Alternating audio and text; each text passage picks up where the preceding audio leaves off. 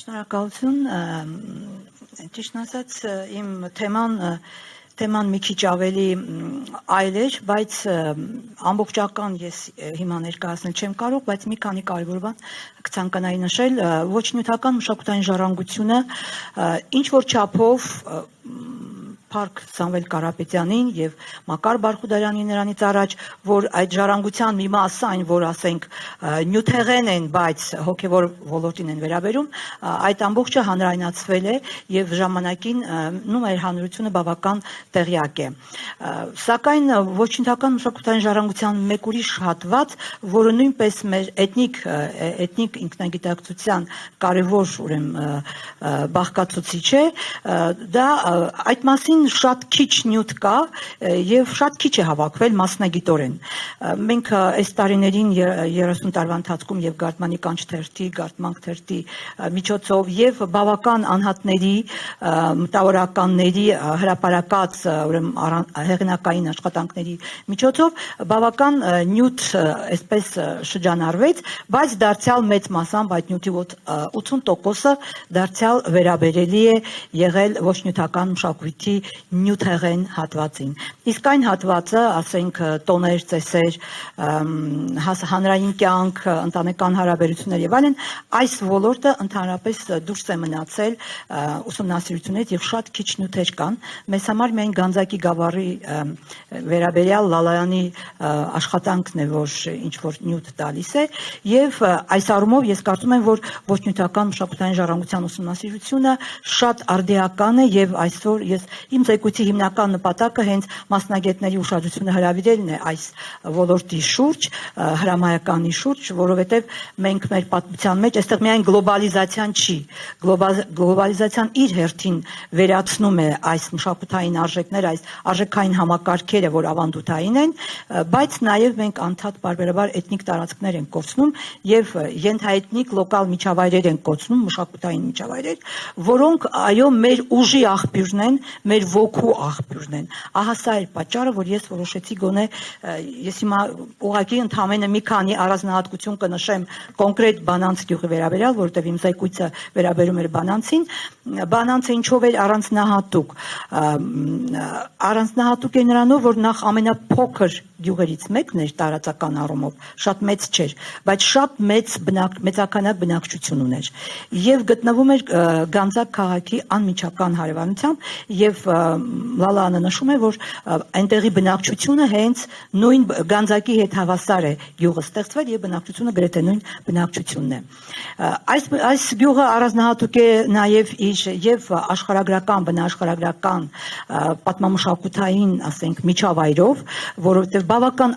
առատ ու հարուստ է այդ միջավայրը, ոչ միայն բնական լեռները, ջրվեժները, կամուրջները, աղբյուրները եւ այլն, այլ նաեւ սրբավայրերը, մոտավորապես կոնկրետ ասենք 19-րդ դարի վերջին 20-րդ դարի սկզբին գյուղը մեծ զարգացում է ապրում սոցիալ-տնտեսական մշակութային առումով, գիտակրթական առումով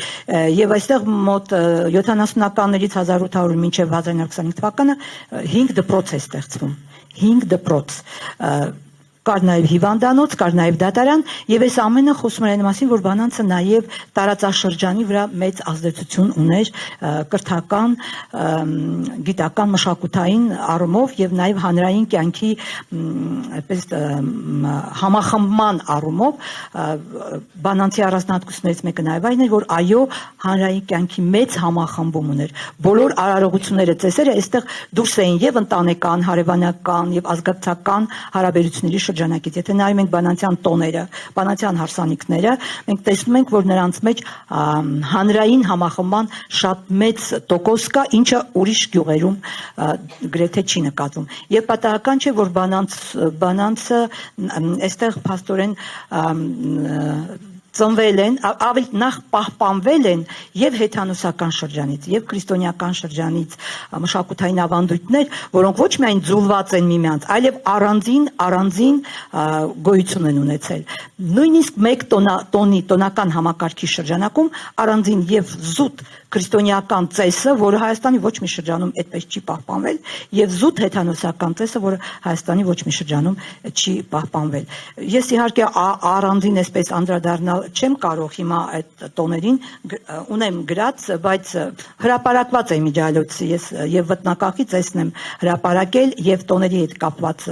հրապարակել եմ այս հոդվածները եւ գիտական առումով նրանք ուսումնասիրված են մեր կողմից ինչ որ չափով։ Սակայն ես հիմա կուզեի անդրադառնալ մեկ ուրիշ խնդրի, որ այստեղ նաեւ երևում է բանանցում երևում է հնագույն ժամանակներից մինչև մեր օրերը բոլոր ժամանակաշրջանի այս փուլերում առանձին էլեմենտների զուգակցությունը, այսինքն այդ աճը, եւ սա խոսում է այն մասին, որ բանանցը շատ վաղնջական ժամանակներից է բնակեցված եղել եւ անընդմեջ է բնակեցված եղել։ Ճիշտ է, պարբերաբար այսպես տեղաշարժեր եղել են, ասենք բռնագաղթեր եւ նորից վերաբնակեցումներ եղել են, բայց հիմնականում